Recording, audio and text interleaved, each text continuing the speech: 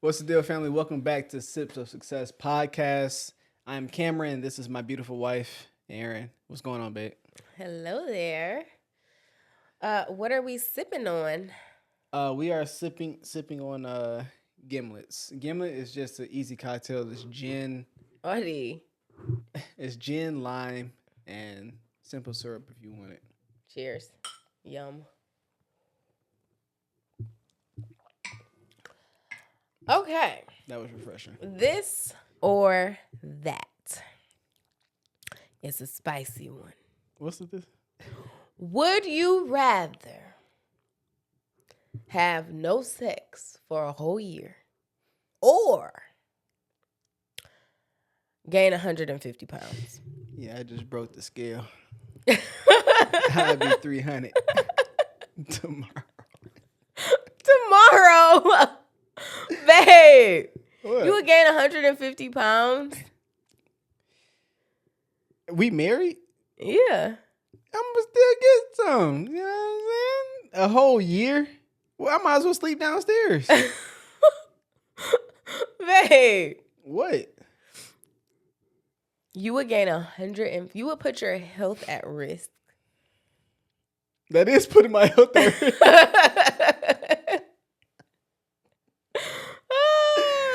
That is putting my health at risk. Yeah, I would take the no sex. It would be hard, but It's just like I couldn't gain I'm too small. No, I'm going to look horrible. right.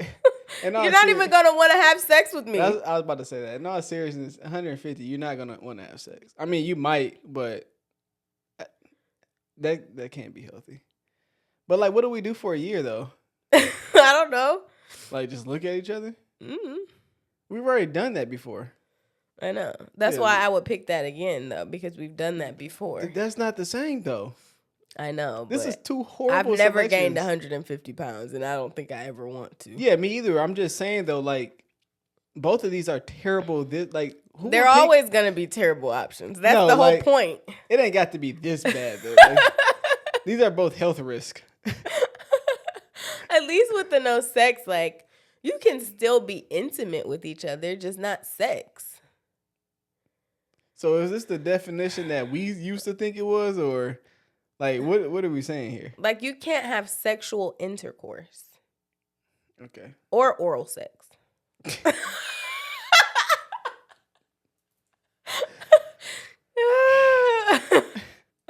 So, Anyway, what are we talking about today? Because that was not good. we are talking about what you tell me. I introduced the last two podcasts. I've been stepping up to the plate. It's your turn. All right, since you want to bring this terrible this or that, that's a health risk either way it goes. Do you think that marriage counseling is necessary? Premarital counseling. Yeah, premarital counseling is Because necessary. marriage counseling and that's the premarital thing. are two Like, different things. premarital counseling. Do you think that is do you think that's necessary? No. Why? I think we should first preface this with, quite obviously, if you feel like premarital counseling is something that you are led or should do, then do it. I'm not saying that it hurts. Right. I don't think that premarital counseling or any type of counseling could necessarily hurt your relationship. Right. But do I think it is necessary? No. I don't think it's necessary in cultivating a strong, positive marriage. And that is because, for one, I don't know any married couples who are like, oh yeah, I learned this in premarital counseling. This really helped us. Or, you know, like, I don't know anybody who refers back to premarital counseling as something that is now a extremely helpful tool in their day-to-day lives. Right. And there could be people who I haven't know learned there's something. going to be somebody who comments and it's like, I learned in premarital counseling, which is fine. Great. I'm so happy for you. However, I just don't know anyone who constantly is going back to that experience because, for one, I think you're already in la la land. Like, you're approaching counseling because you think you're supposed to have it. And you're already like so excited to get married. You're so excited about being with your partner, and you're just kind of hearing what they're saying, and you haven't actually experienced the things yet. You know what I Right. mean? So Yeah. it's kind of hard to counsel something that has not yet happened. Yeah. And the second thing is because I feel like everybody's marriage is so different. Like, most of the time, people who are orchestrating premarital counseling are pastors and their wives. And it's just like, they're not counselors. They're pastors, you know? So it's like, I don't know. I just don't I would have to be very, very confident that the people that we chose to be our premarital counselors were not going to project their marriage and their experiences onto us. And that was kind of outside of us getting married during the pandemic. That was kind of something that we talked about. Yeah. What do you think? I don't think it's necessary. There is no one size fits all. Like, yeah, there's not one size that fits all cap for marriage. I think what you said, I agree with what you said. Like, pastors are pastors, and typically for us, it would have been a pastor and maybe his wife, or a pastor of a church somewhere, like whoever's appointed to that marriage counseling. Yeah. Also, yes, if you do it, that is also great. We're not saying that it's not. That it's not helpful. That is not helpful. Yeah. For me though, as someone who is as the leader in our household, and before that was going to be the future leader in our household, I had told Aaron that I just didn't feel though it was necessary. I didn't feel it was necessary because, also agreeing with what you said, I don't know anyone that's like refers back to marriage counseling, Premarital counseling, and then two, I don't know how, like, the stuff that I've heard others, like, I ask questions all the time, like people who have done it. It just seems like everything is just like a general situation, and again, that goes back to it doesn't fit every marriage.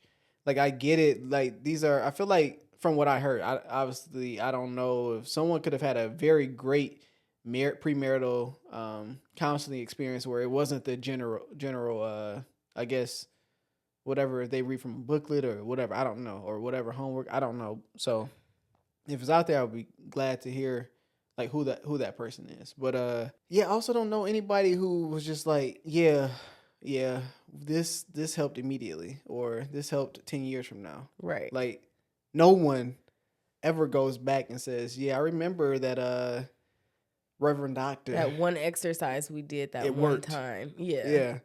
So yeah, I don't think it's necessary, just because like I haven't heard of any examples of it working. Not to say that it doesn't work. I'm just saying that I haven't heard. Even before we were getting married, I had told you, I was like, I don't even get why this would be necessary. It just seems like something that you cross off of the list. Like, it's like something you're supposed to do. So like you think you're supposed to do. I think because you're told to do it, yeah. That you think that's just, the thing to do. Right. I personally have always thought that before you even get engaged, like if you feel that you need counseling, I personally feel like that needs to happen before you even get engaged. Before you choose this person. Yeah. And I think it's odd that people look at couples when they're dating and be like, y'all need counseling already? Like, y'all ain't even married yet. Like, to me, I think a lot of people look at that as a red flag. If a couple chooses to get some type of counseling, even if they have a healthy relationship and they just feel like there are some pieces missing, or there are some communication barriers or whatever. Like, you saying they're already engaged? No, they're just dating. Oh, okay, I feel like that's not a bad thing. If you want to go, that's a better idea than committing and then having to go to this premarital counseling, because it's like, if you've made the decision to be with this person, I feel like it would be very difficult to go through premarital counseling and be like, actually, no, I'm not gonna marry this person. Right. Because you already know, like, we're getting married. Right. Whereas if you're dating someone and there are red flags or some things that you want help navigating with a counselor, like, you don't feel the pressure or the excitement or have the clouded judgment of we about to get married anyway. Right.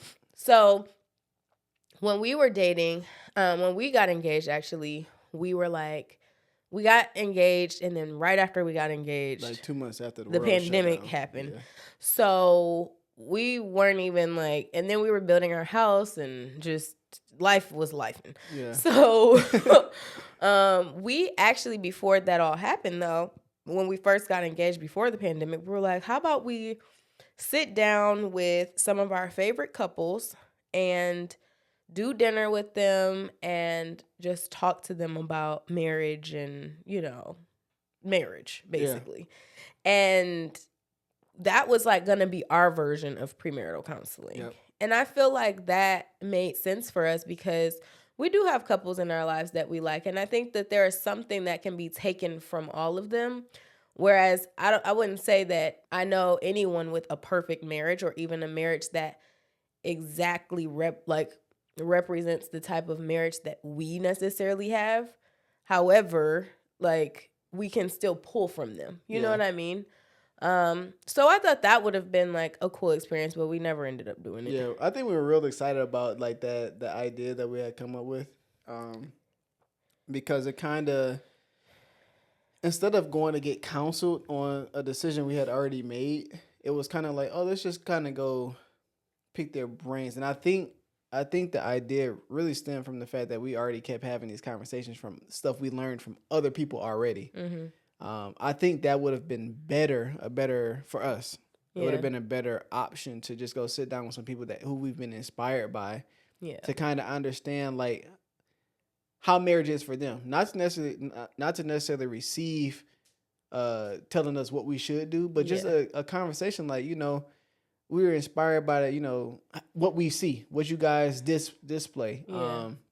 We feel as though you guys could provide wise counsel or insight. Yeah, but I'm just using counsel for lack of better terms. But like, just some wisdom to encourage that our decision to go forward with this marriage is right.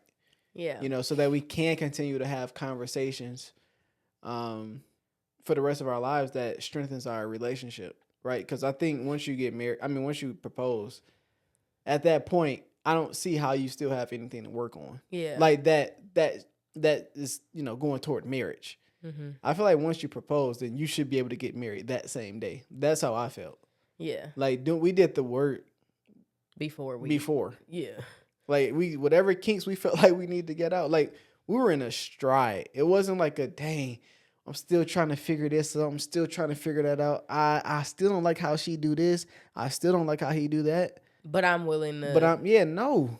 Yeah. Like, that'd be the problem to me. Like, I just don't understand that. So. And I feel like if that's where you are in your dating, that's when you need to get that's when you need counseling. Yeah. If you're like, I feel like this is my person. However, there's this like 10% gap that we just can't seem to close. Like, we need the tools and help to be able to get there, for me to feel comfortable making that decision. And I think that that's fair. I just kind of feel like premarital counseling is like, okay, well then what happens after that? Like, where are they after you get married in 3, 4, 5 years, 10 years? I feel like they take you on this journey up until your wedding date. That's like how it seems. And I feel like they get up there and they have, this sounds so bad, but this is how I take it. Like, whoever is marrying you gets to get up there before you all. Well, it's not always the person who it's not always, but I'm just saying, and for this example. Yeah. A lot of times they get up there and they say, I got to know this couple over the last year. You didn't know them before?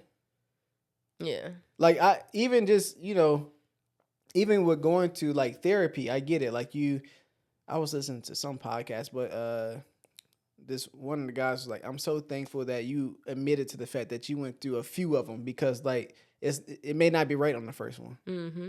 Sometimes some of us go to marriage counselor. That marriage counselor may not be right for you on the first try. Yeah. But we end up sticking to one because we think it's just it's kind of like you said, checking off the list. Mm-hmm. And that's kind of how I viewed it when, hearing that prior to us getting engaged, like I knew that was going to be a thing. But I also asked you way before we engaged. I'm like, I asked you what was your, views on premarital counseling, not to say that I would never do it. I just want to know where you were. And luckily, because we have been aligned, you said what I thought you were going to say. Yeah. Which also further proves that, you know what, one thing after another was proven like, I picked the right one. Yeah. Like after all the conversations we had, those ending like verifications that says yes to her was all I needed. Yeah. And the rest is just like conversation, communication, and we also read a couple books. I feel like we talk about those all the time, but like we read the Love Languages book, which I feel like is universal at this point. And then we read His Needs, Her Needs, and I feel like that was a good book, kind of counseling book for us. Yeah. Because it was, I'm just not one to think that you have to get everything from someone directly in person. Like, I feel like that book kind of counseled us and helped us have conversations that we otherwise may not have had in the way that we had them. And it just opened the door for us to talk about things that weren't easy to talk about. And I just think that even with business, like a lot of people ask me like, who's your mentor? Like, or who's your, who are you inspired by or whatever? Or who do you talk to? Like, and I'm just like, I listen to people's podcasts. I read books. Like I don't need to call Myleik Teal or Emma Greed to like get insight from them. They share their insight with the world. I do feel like you learn a lot from people's lives. Yeah, that can either make you think or it's just what you do with it, regardless of how you receive the information. Yeah, where you receive it or how you receive it. It's just like you still have to process it and do the work on your own. Exactly. And with premarital counseling, I feel like my take on it is get it if you need it. But like, and some people are like, well, you don't know if you need it because, you don't really know if you need it until you get in there, and like it's very enlightening, basically. Right. Like you can think that you have this perfect relationship. And I'm not even saying that our relationship is perfect or that had we gone to premarital counseling that we would have just gained absolutely nothing from it. I don't think that to be true either. Yeah, no. I feel like you can gain anything. If we went, then we probably would have had a decent experience. I think however, we would have done what we normally do. Talked about like did you hear what he said in this? Like but it's like when real life hits and like you are hit with these, whatever challenges or situations in your marriage that 9 times out of 10 were not catered and directly, positioned in premarital counseling for you to talk through those exact situations. Yeah. It's hard to think about tools that you learned before this wedding day, all this wedding stress you've had, like all of these, all of these other things that are occupying your mind, your honeymoon prepping and all of this stuff. And it's just like, I feel like premarital counseling, it's like one of those things where it's like, okay, like you're like, I feel like it's kind of just like one of those things where if you get married and things hit the fan, you gonna sign up for counseling again. You're not drawing back to or that pamphlet that they gave you. Like, are like you going to look in there? Like, because I feel like you're going to, I feel like if take it really action helped, now. Yeah. I think I still sit on the fact that I've just never heard one person, not one, out of all the people we know that's been married, some that has been divorced, not together, whatever. Like all the people we know, not one of them folks ever have said that they've gone back to what they learned at premarital counseling. Yeah, they say it's good in the moment when they're taking it. They're like, oh yeah, the sessions are good. And then that's it. Like, I don't ever hear But it's anything just else like, about it. I feel like it's just like, yeah, it's good. Like, it's cool. You know? Yeah. It's never like, oh my God, this is just like eye-opening. Yeah. Like, even if we had all these conversations, like, I didn't know that this was a possibility or that, or whatever the case may be. And I'm also, I think one of these days I'll try to get our pastor's insight on that and see what and maybe we get him on here and I would love go that. from there. Like, because it's easy to say what we wouldn't do, but it's also, I also would respect the person who does provide it. Like, to be like, no, y'all really should. But no, not even to tell, not tell us what we should, but kind of, I would like to know what is different than how it's viewed. Yeah. Because I feel like we didn't feel like it was necessary because of how we viewed it. Mm-hmm. Not that it just wasn't good or that it couldn't be good or helpful, because I don't think that we think that. Yeah. I think that how we viewed it just seemed like, well, what would be the point? Yeah. You know? For us. Yeah. And I would like to, I'm gonna hit him up and just, Yeah. I'm sure he would have a lot to say about that. Yeah. Yeah. But yeah, I mean, would you be open to marriage counseling? Like, if we needed it? Yeah. Mm-hmm. Hopefully we'll never. Do you think counseling should be preventative, or like do you think that people should, kind of like therapy, you know, like people say you shouldn't wait until you need therapy to start therapy, kind of thing, like where it's like you always could use inner work, basically. I feel like that's the argument. Do you think the same thing applies for marriage counseling? Kind of like how we go to the chiropractor, even though there's nothing wrong with us, we go to just get adjusted so that we can feel like our best selves. I mean, I get what you're saying. I understand preventative care or whatever. I don't know, because I don't know nobody who's like, oh yeah, like, it's even like you watch TV, right? You see marriage counseling on TV, and I know that's TV, but also I haven't heard anyone in real life go to marriage counseling. It's just been like this great thing either. Mm-hmm. So I don't have an opinion on it, honestly. Okay. It's kind of like one of those things, like, I feel like I think for us, and definitely for me, I feel like I'm pretty aware of who we are. And I also think you're very good at, if something is slightly off, if you think it's off, you have not a worry, like, bringing it up, right? Like, so I feel like when people still maybe struggle with communicating or maybe dragging something out of their person, then it might, a mediator might be necessary. Yeah. I just have never, not once, thought that we needed someone else to step in between the middle of us that we couldn't resolve on ourselves. Yeah. On our own, I mean. I agree. You know what I'm saying? Mm-hmm. So I think maybe until then, if that ever happens, then I don't see the point. Yeah. And I've never been to therapy either, so I done had some bad times, but I don't know.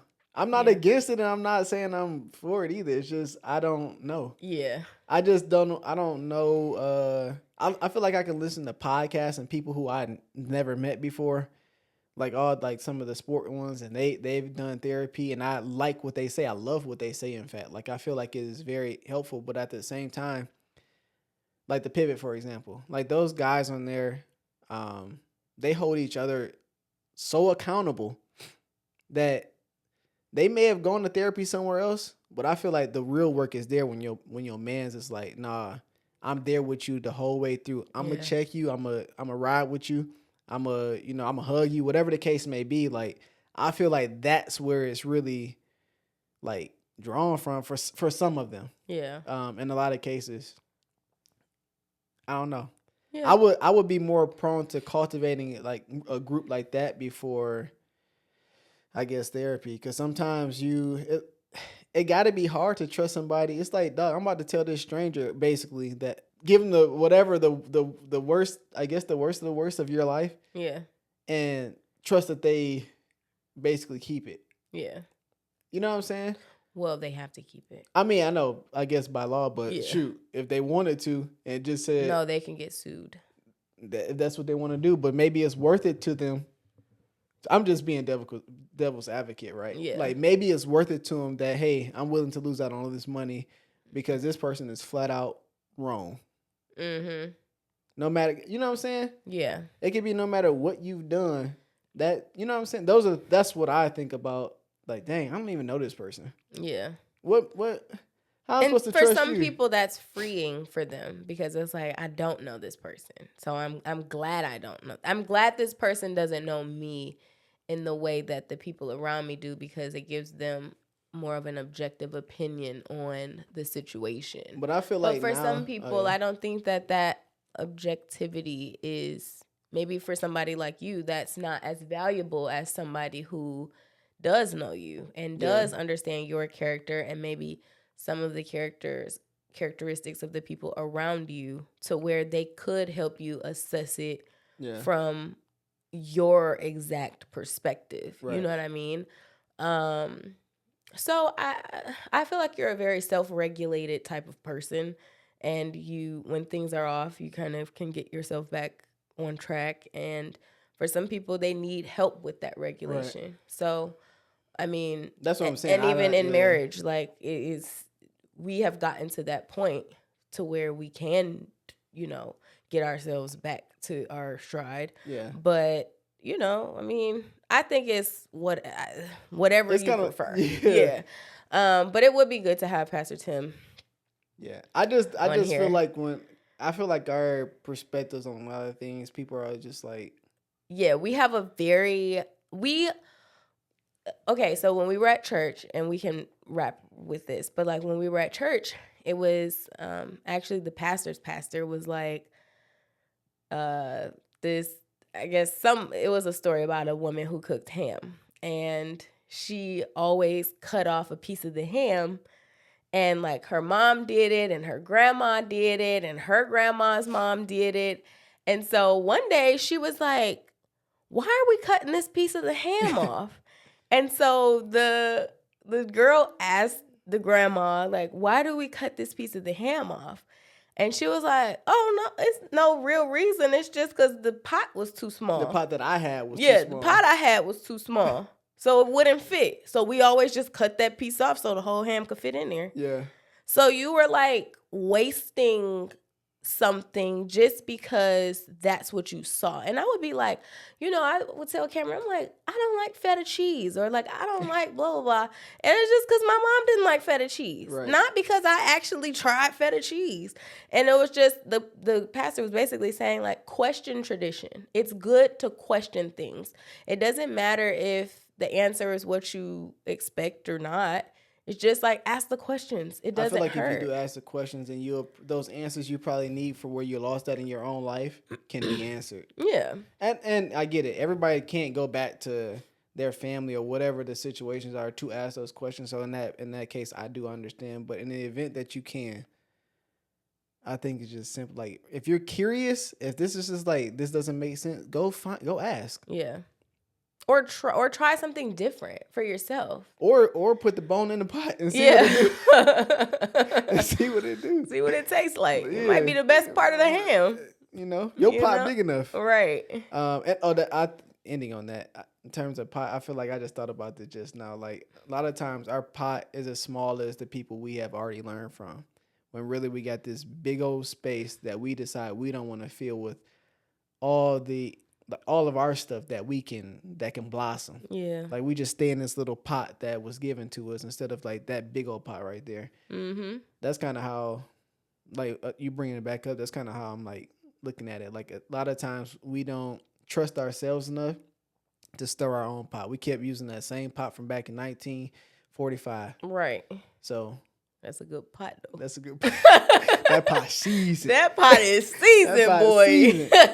But that's real, babe. I like that analogy. I think to me, that's kind of what I mean by being aware. It's just like I have the examples that I've had, even a primary example, everything I didn't agree with, and I can't really ask the questions because it's like it's never a direct answer. It's not really an answer at all. So I've went out and said, okay, I'm gonna try to figure this out on my own. Yeah.